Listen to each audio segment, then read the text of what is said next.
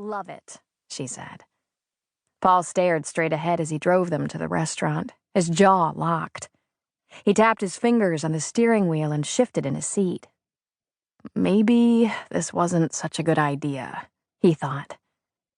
When they walked in the door, Terry pointed to a dark corner booth and said, "Back there." And when they sat down, she said, "You're not a real talkative guy, Paul, but it's obvious something's wrong." "I just got back to town from California. I'm a little behind on everything." She was shaking her head. "No, it's more than that. You're upset and nervous, and I wasn't going to say anything, but you have dark circles like you're not sleeping. Since I haven't seen or heard from you in a long time, I know it isn't anything I did. You act like you just got out of prison. Go ahead. I'm a good listener." That was all it took. He ordered himself a beer and a glass of wine for Terry and let it spill. Best friend dead. Best friend's wife pregnant.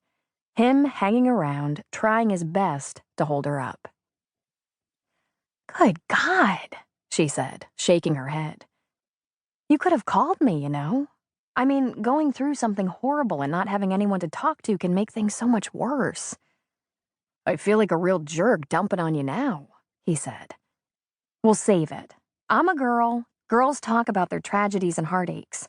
And if you don't get it out, it's going to eat a hole in you." "That's how it feels," Paul admitted. "Like I swallowed acid." "Matt and I became best friends in junior high. I have 2 brothers, but Matt was an only child, so he spent more time at my house than his own.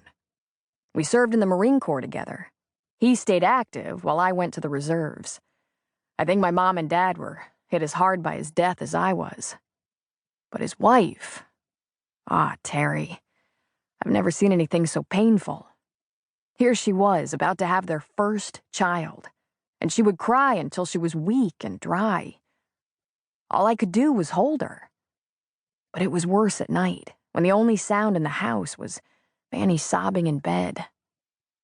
Terry reached for his hand. "Paul." He held her hand while he talked. "When the baby came, she wanted me with her. Because Matt couldn't be, I guess. It was the worst and best thing I've ever done, seeing that baby being born. It made me so proud to hold Matt's baby." He looked away and blinked back emotion. "On his headstone, they put Matt Rutledge, beloved husband, father, brother, son, friend. That brother part, that was for me, for us.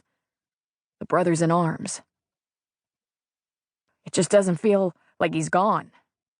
But he's so gone, and I just can't seem to get over it. And if I'm feeling this way, then Vanni must be torn to pieces." Right then, the food was delivered, but they didn't eat much. Paul had another beer and told her stories of growing up with Matt, playing football, driving their parents' cars too fast, trying to hustle girls with little success, enlisting in the Corps after 2 years of college, and Matt's parents going absolutely, totally, cosmically nuts. My parents weren't happy, but Matt's were out of their minds. Matt's mother was convinced that I'd talked Matt into it. But the truth is, that's what he wanted. Period. I went along because I didn't want him going in alone. Or maybe I didn't want to stay behind without him. My mom used to say we were joined at the hip." Their plates were taken away, and they lingered over coffee while Paul continued to reminisce. Pretty soon, they'd been in that corner booth for a couple of hours. "I've never lost anyone that close," Terry said, her eyes liquid. "I can't imagine how hard it must be. You should have called me, Paul. You shouldn't have shouldered that alone, without support." He squeezed her hand. "When I called you, I didn't have any intention of dumping all this on you, at least not consciously. I thought you'd take my mind off it for a while. But talking to someone who isn't in the middle of it helps," he said. "The whole bunch of them in Virgin River are so frickin' torn up. Vanni, her dad, her little brother. I couldn't let down my guard for a second."